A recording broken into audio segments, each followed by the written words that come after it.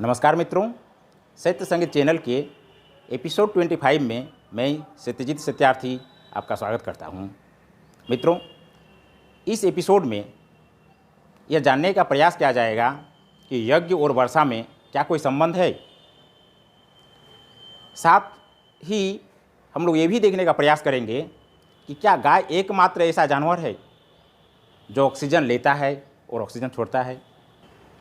मित्रों, news18.com में जाकर आप 3 सितंबर 2021 का एक खबर पढ़ सकते हैं।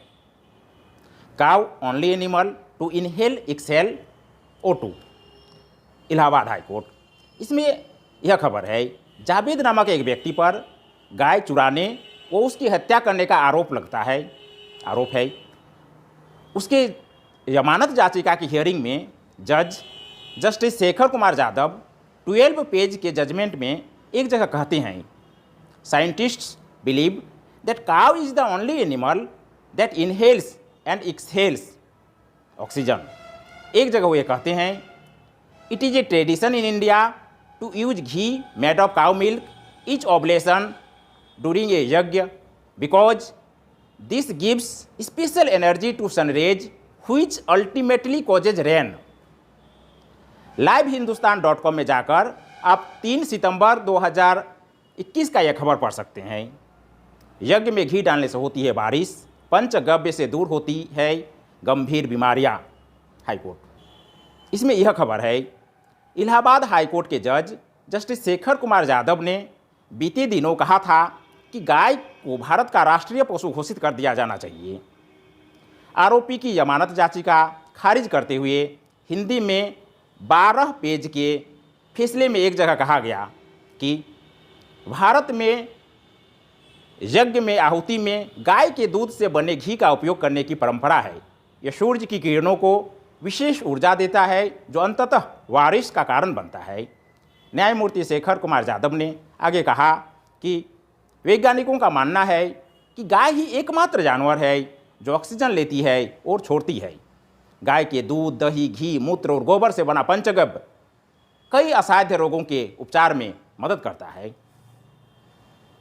मित्रों, यह खबर आप सुने होंगे, लेकिन क्या आप जानते हैं कि यह बात श्रीमद् भगवद गीता में भी है कि यज्ञ करने से वर्षा होती है।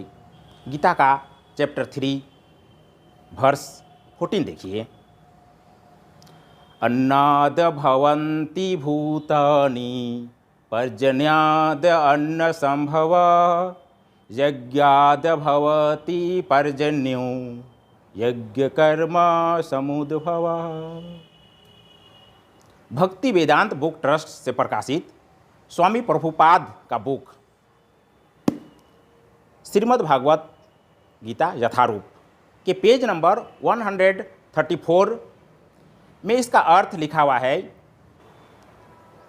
सारे प्राणी अन्न पर आश्रित हैं जो वर्षा से उत्पन्न होता है।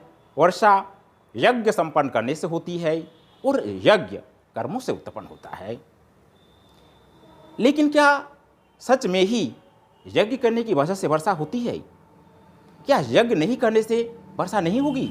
मित्रों, पृथ्वी के सतह से पानी बाष्पित होकर ऊपर उठता है और ठंडा होकर पानी की बूंदों के रूप में या ओला, हिम आदि ठोस रूप में पुनः धरती पर गिरता है। इसे ही वर्षा, ओलावृष्टि या हिमपात कहा जाता है। मित्रों, यज्ञ कौन करता है? मनुष्य तो यज्ञ करता है।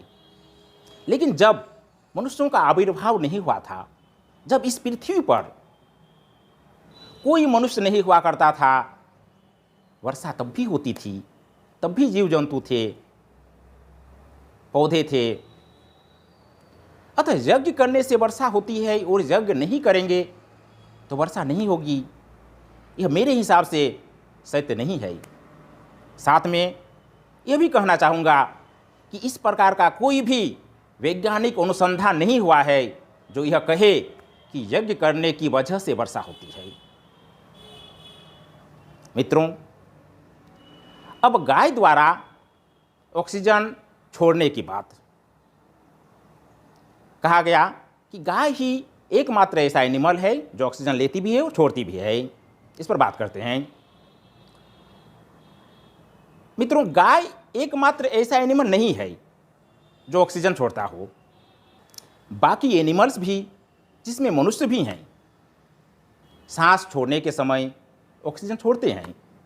जब हम लोग अर्थात एनिमल्स सांस लेते हैं तो उसमें ऑक्सीजन होती है 20.946%, अर्थात लगभग 21%, और कार्बन डाइऑक्साइड होती है 0.0407%, अर्थात लगभग 0.04%।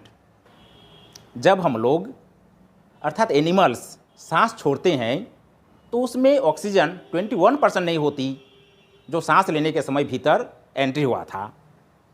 रेस्पिरेशन में ऑक्सीजन का यूज होता है, अतः सांस छोड़ने के समय ऑक्सीजन की मात्रा 21% से कम हो जाती है।